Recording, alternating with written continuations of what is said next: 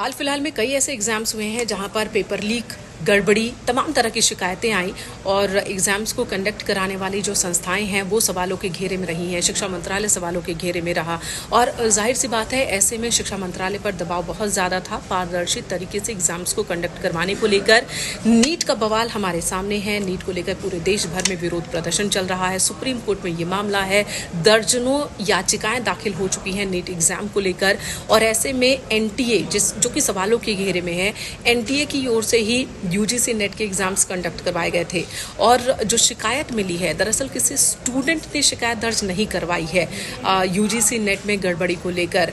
ये आशंका किसी परीक्षार्थी की ओर से नहीं रखी गई है बल्कि एक सरकार के अधीन गृह मंत्रालय के अधीन की ही संस्था है जिसकी ओर से यह आशंका जाहिर की गई है।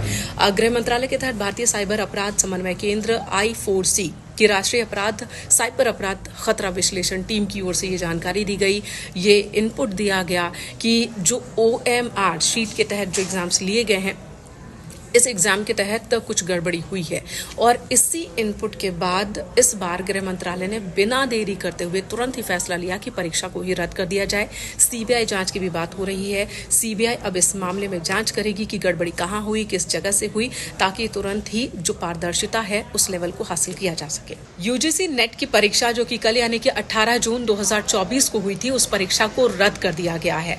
नई तारीखों का ऐलान बहुत जल्द होगा। हालांकि ये एग्जाम दोबारा कब लिए जाएंगे ये अभी साफ नहीं है, लेकिन जो बड़ी खबर आज आई वो ये कि शिक्षा मंत्रालय ने 18 जून 2024 को यूजीसी नेट एग्जाम्स को रद्द कर दिया गया है। पूरे देश भर में 300 शहरों में ये एग्जाम लिए गए थे। 2 पालियों में ये परीक्षा हुई थी। 9 लाख से ज्यादा स्टूडेंट एग्जाम में बैठे थे, लेकिन इस एग्जाम को रद्द कर दिया गया है। रद्द करने के पीछे जो बताई जा रही है वजह वो ये है कि जानकारी मिली थी साइबर टीम की ओर से, यूजीसी को ये जानकारी मिली थी कि कहीं ना कहीं इस परीक्षा में धांधली हुई है, गड़बड़ी हुई है, जिसके बाद इस परीक्षा की शुचिता को बरकरार रखने के लिए, पारदर्शिता को बरकरार रखने के लिए इसे रद्द करने का फैसला लिया गया है।